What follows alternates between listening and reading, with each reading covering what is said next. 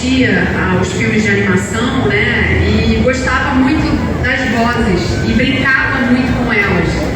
E eu era já fã de quem fazia as vozes, só que eu não me liguei, assim. Aí o tempo passou, fiz faculdade de artes cênicas, comecei a trabalhar com teatro, e um dia um amigo meu, que é dublador também, o Café Boncier, ele chegou pra mim e falou assim: Carol, você não quer fazer um teste, fazer algum curso pra dublagem, não?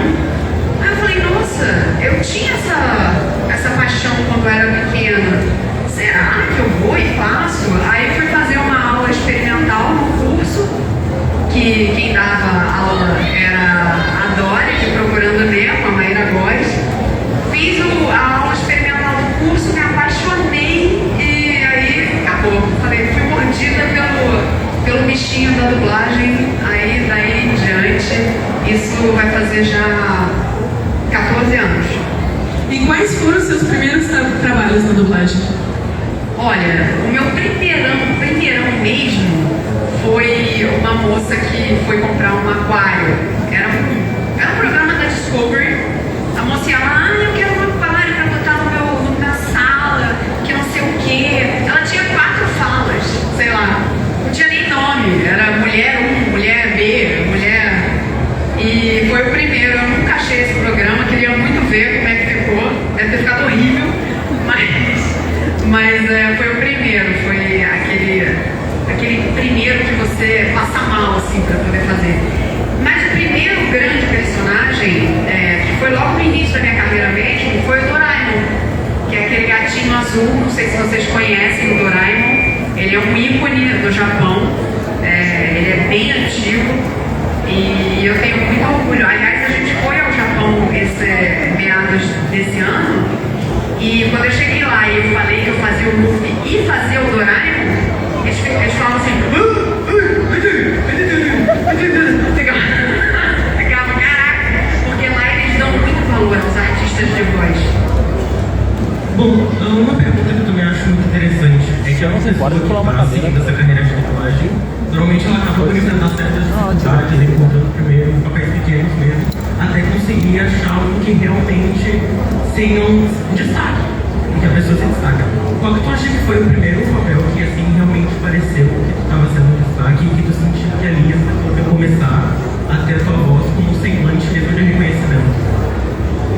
Então, teve esse que eu falei, que foi o primeiro, né? O primeiro maior, assim, que foi o Doraemon. Acho que as pessoas já começaram a me seguir por causa dele e já começaram a virarem fãs por causa dele.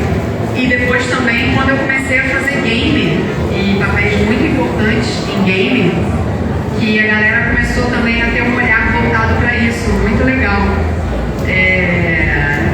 Nossa, são vários personagens, né? E tanto o game quanto o anime, eles dão muita visibilidade pra gente, porque são grandes coisas. E aí eu fiz a Supergirl, e aí todo mundo também voltou os olhos pra isso. É muito legal, cara, muito legal. Quem aí é fã de One Piece? Muito bom. Quem aí já jogou The Last of Us? Ó, quem é time Egg? 5 pessoas, né? Eu dublei, pra quem não sabe, eu dublei a Abby no game The Last of Us 2. E ela fala assim: que longa seja a sua sobrevivência e rápida a sua morte. Era muito boa, cara. Aliás, quem não jogou, é um game maravilhoso.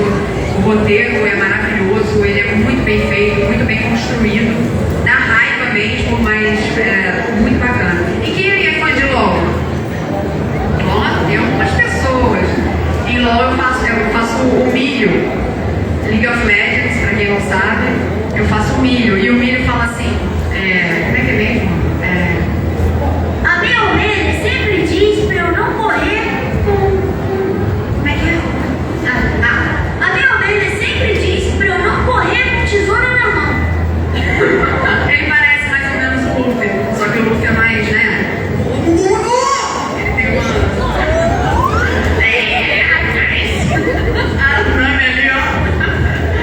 E falando de The Last of Us, personagem que interpretou ela mesmo, né, do game, que teve muito hate contra ela, né, pela história e tudo mais, tudo que ela fez com o Joel. Como que foi pra você isso? Pra quem foi a pessoa que dublou a Abby, no caso, né? Como é que foi o seu sentimento? Teve hate? Teve gente que gostou? Como é que foi? Então, eu não recebi hate nenhum, pelo contrário. Eu acho que a galera, pelo menos aqui no Brasil, não entrou nessa de achar que a pessoa que fez a voz tem a ver com o decorrer do jogo. Eles sabem, a galera sabe diferenciar. Então, só vieram no meu Instagram pra me parabenizar mesmo. Muita gente falava, nossa, eu odeio a Abby, mas o seu trabalho na personagem estava muito bom. Aí eu falo, pô, obrigada, porque é isso que a gente... Eu não tenho como saber se a personagem vai ser ruim, boa. Quando eu descobri o que ela fez com o Joe, eu falei, meu Deus, acabou minha carreira. As pessoas vão me odiar, não dá. E é muito legal receber esse feedback. E eu fiquei sabendo disso aí, desse hate, né? Mas aqui no Brasil foi normal, não teve nada não. Foi só nos Estados Unidos. Eles são meio pancada da cabeça. Debruçando sobre The Last of Us e pensando que, tipo, no setor de jogos ela é uma dublagem que é muito renomada, muito realmente apreciada aqui no Brasil. Deu prêmio. Tudo isso. E daí eu queria realmente saber como é que funciona esse processo de gravação, porque a gente sabe que não é só a voz, não é só a dublagem, mas também onomatopeias, questões assim, que acabam sendo dubladas também para trazer para o brasileiro e não misturar a linguagem com a estrangeira. Eu gostaria de saber como é que foi esse processo. O processo de dublagem de game, ele é diferente, né, do processo de dublagem de séries e filmes. No game a gente não vê a imagem, aí a gente recebe lá um arquivo de áudio e a gente vai ouvindo e vai repetindo na mesma intenção e na mesma vontade que a pessoa original lá nos Estados Unidos, ou seja qual for a língua, fez. Então a gente tem que fazer bem parecido mesmo, que é para que quando a pessoa for jogar, ela não note diferença entre o inglês e o português, né? Para ser uma experiência legal, imersiva. Então, só que não tem a imagem. No caso de The Last of Us, vieram algumas cenas com imagem pra gente dublar. Mas só essas cenas icônicas, como a do Joel e etc. Então, tem muito isso, essas onomatopeias que você falou, né? Que a gente ouve lá e aí traduz. O texto já vem tudo pronto pra gente e a gente tenta sempre trazer para uma coisa nossa, do Brasil, português mesmo, né? A gente não vem pensando, sei lá, essas coisas que eles fazem, né? Eu não sei nem imitar aqui, mas a gente traz pro português mesmo. E agora falando do assunto que todo mundo quer falar. Peraí, antes de falar, a onomatopeia, a mais bizarra de todas que a gente enfrenta na dublagem é que o americano tem mania de fazer assim. Aqui vocês até fazem um pouco assim, não fazem? Sim, aqui no Rio Grande do Sul a gente faz um pouco mesmo. Então esquece que eu falei. Não, mas a gente costuma trocar o pelo sabe? Porque é mais natural pra gente, né? É só isso mesmo, pode continuar. Tchau. Vamos falar de One Piece agora, né? Principalmente como foi dublar do Luffy pra você? Cara, o Luffy é um acontecimento na minha vida. Ele é muito bom, um personagem muito bom, né? Ele é engraçado, ele é meio trouxa, meio tonto, mas ele também é aquele cara que ajuda todo mundo, é aquele cara que não tem tempo ruim com ele. Cara, ele me inspira muito na vida, porque o Luffy, você não vê o Luffy sofrendo por problema, assim, tem aquele problema, vou dar uma sofrida aqui. Não, ele tem um problema, ele pensa, ok, eu tenho aquele problema, vou ali, resolvo, beleza. O que é? Ele te bateu? Não, vamos lá, eu resolvo. Então ele vai resolvendo tudo e a jornada dele ele vai construindo aquela jornada. Ele tem o objetivo de chegar no One Piece, mas ele se permite também ir fazendo um caminho assim, zigue-zague. Ele não vai reto. Ele faz caminho zigue-zague, porque nesse zigue-zague ele vai conhecendo as ilhas, ele vai conhecendo as pessoas, ele vai transformando a vida de todo mundo, ele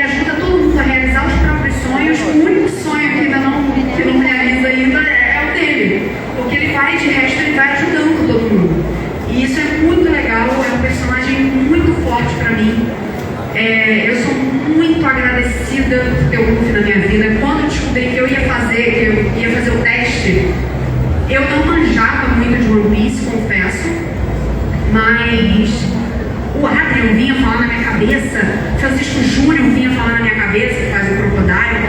Todo mundo, você vai fazer o teste pro Luffy. Eu que só estava um pouco nervosa, fiquei com cagada na calça. Porque eu falei, meu Deus, o que eu vou fazer agora? Não tenho condição, não tenho emocional para fazer esse teste, gente. Eu acho que eu não vou conseguir nem falar. Mas deu tudo certo, foi tudo ótimo. Demorou 2 meses para sair a caceta do teste.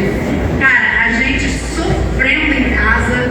Não, a gente tava pensando assim, perdemos, não vai acontecer, não vai rolar.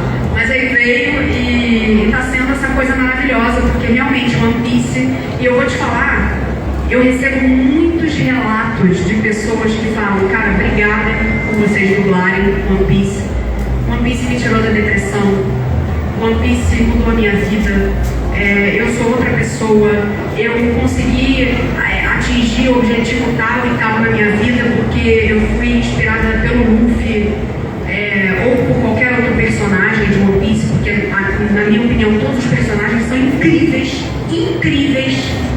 né? Zoro, o Sop, a Nami, a Robin, a galera, sei lá, o que o Oda fez aí, eu não sei, olha, o Oda é genial, sou muito fã. E você nem imaginava que ia ter uma comunidade tão grande assim? Que ia ter o quê? Uma comunidade tão grande assim que seria fã do seu trabalho? Não, eu imaginava, porque antes de eu fazer o teste, eu fui pesquisar e vi o tamanho de One Piece e o tamanho do fandom. É muito fã mesmo.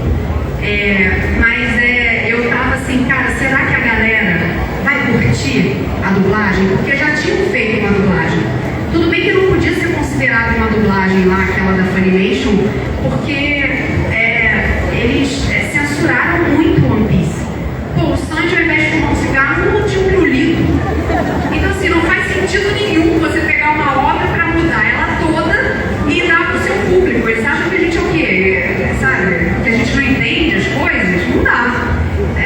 Então, eu fiquei com medo da galera ter um trauminha da primeira versão. Mas não, o pessoal se propôs a assistir, se propôs a deixar a gente conquistar, né, eles, com todas as mudanças de texto que a gente fez, com todos os regionalismos. A gente fala, o Luffy fala, oxe, né, tem um monte de coisa que ele fala, é mesmo, olha isso, é o jeito. Então, a gente trouxe bastante para o Brasil, o Glauco fazia bastante alteração de texto, de coisas engraçadas, para as piadas chegarem no público, e eu acho que isso faz toda a diferença. Sim. E até hoje, qual foi o trabalho que mais te desafiou na dublagem? Cara, eu acho que é o Luffy mesmo. Pelo tamanho que é. Ficou muito nervosa? Pela complexidade, fiquei. Nossa, fiquei. Eu queria dar tudo de mim, assim. Eu queria fazer jus ao trabalho que a Mayumi Tanaka faz no Japão, sabe? Não à toa, a Toei quis que fosse uma mulher. Eles falaram, não, a gente quer uma dubladora para ser o mais parecido possível com o que a gente faz aqui no Japão. Aí, por isso que foram feitos testes com dubladoras. Mas é o Luffy, com certeza. E o Luffy no início tinha uma dificuldade para mim, para eu achar o lugar, né? Os gritos pegavam muito na minha garganta, cara. Muito. Eu ficava com a garganta doendo, assim, sentindo o gosto de sangue quando eu fazia os golpes dele. E foi pesado no início, mas depois a gente acostuma. O Adrian também teve esse problema com o Sop, né? Muito gritado. O Bug também, nossa, o Bug, o Fábio de Castro fala que ele sofria, mas hoje em dia também já não sofre mais, porque a gente acha o lugar na voz, né, na prega vocal, para poder ficar confortável.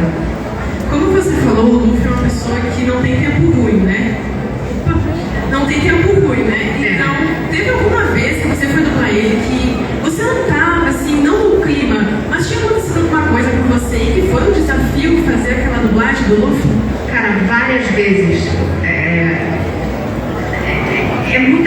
Tem muito One Piece, né? São muitos episódios. Então me pega em dias diferentes. E sempre vai ter aquele dia que você não tá legal, que você tá mal, que você, sei lá, aconteceu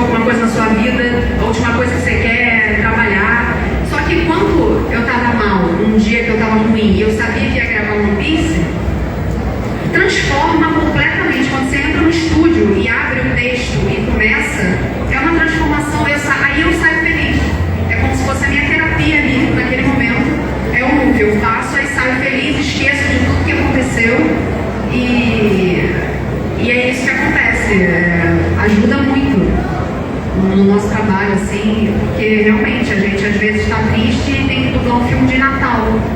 E aí você não pode, né? Você não pode ficar triste, você tem que deixar a tristeza do lado de fora do estúdio, entrar no estúdio, gravar filme de Natal e depois volta. Atores, né? Somos atores. Quem aqui quer ser dublador?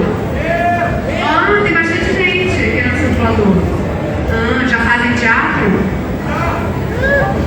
Pois é, quem já faz, ok, mas quem não faz e quer ser dublador, tem que saber que a primeira coisa é você fazer teatro, né? Até pra você saber se você gosta mesmo de ser um ator, né? Entra no teatro, faz lá, vê se é o que você curte, e aí, daí em diante, é que você começa a pensar nos cursos, né? E o que vai fazer especificamente para dublagem. Como você mesmo disse, o One Piece, ele é um anime que ele é longo, ele exige assim, vários episódios. Como é que funcionou o processo de gravação da dublagem? Foi um processo muito longo, assim? Quanto tempo que levava para gravar um episódio, por exemplo? Não, um episódio a gente grava em meia hora. E daí, quando vocês gravavam, já gravavam uma bateria de episódios ou... Sempre que a gente grava uma quantidade grande de episódios, né? A gente grava 5 episódios por sessão, assim, né? Como é separado, todo mundo grava separado um do outro, a gente faz rapidinho, 5 episódios assim de uma vez. Aí outro dia volta, faz mais 5. E a gente está fazendo sempre. E eu acho que a gente vai.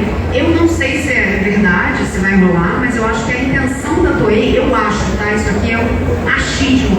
Eu acho que a intenção da Toei é fazer o mundo todo, a dublagem do mundo todo, chegar nos semanais. Entendeu? Para começar a dublar semanal. Mas é um sonho na minha vida, meu Deus, vai ser muito bom. E tem algum conselho que você quer dar para quem quer fazer dublagem, para desde o começo, né, já ter uma referência sua? Olha, o conselho principal, se você ainda está na escola, se você ainda está, é português. Sabe, dublador tem que saber português, cara. E assim, às vezes o português que a gente fala qualquer coisa, né? A gente é entendido, né? Mas português mesmo, você chegar lá e poder corrigir um erro de português ou de... Porque isso que você faz, que você grava, vai pra TV e pessoas aprendem com você na TV. Crianças menores ouvem o que você está dizendo e repetem. Então, assim, é importante a gente sempre estar com a cultura em dia, português em dia, estudar muito. Teatro, gente, o teatro faz milagre. E a carreira de dublador depende muito da vivência que você tem no seu curso de teatro. Porque aquilo que vai te ajudar a chegar mais rápido no personagem que estão pedindo ali. Porque assim, pensa comigo, o diretor vai lá e fala: fulana, vem aqui, vou te dar uma oportunidade. Você está começando na dublagem, vou te dar uma oportunidade, vem aqui fazer um teste. E aí a gente, né, vê como é que você tá, você faz te dou um personagem. Aí você vai lá, você fez um curso de teatro só para ter o DRT, então você não se preocupou em estudar, você fez só para ter o DRT. Você não investiu na sua carreira de ator para ser um ator melhor. Aí você chegou, não investiu também no curso de dublagem para ser um dublador melhor. Aí você vai fazer o teste sem estar totalmente preparado. Cara, você desperdiça uma oportunidade. Então, assim, eu sei que às vezes a gente quer que tudo aconteça rápido, né, na nossa vida. Tem uma urgência muito grande. Mas, cara, vai devagar, um pé na frente do outro. Teatro, estudos, curso de dublagem, tem um monte de coisa na internet que dá pra aprender, um monte de coisa, você pode comprar um microfoninho e ficar treinando em casa, sabe? Isso tudo é muito legal.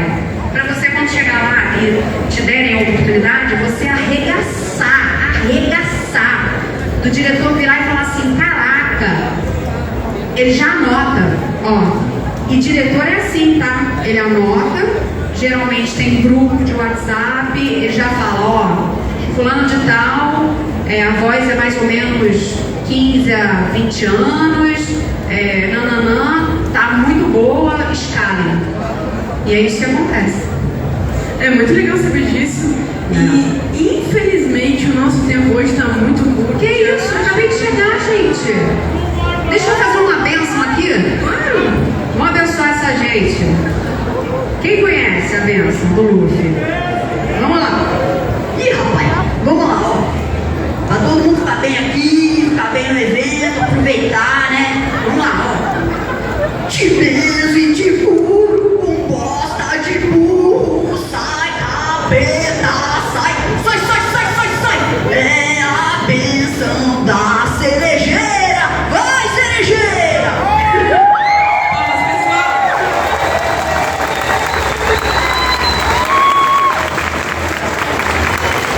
Obrigada, gente. Foi um prazer imenso estar aqui.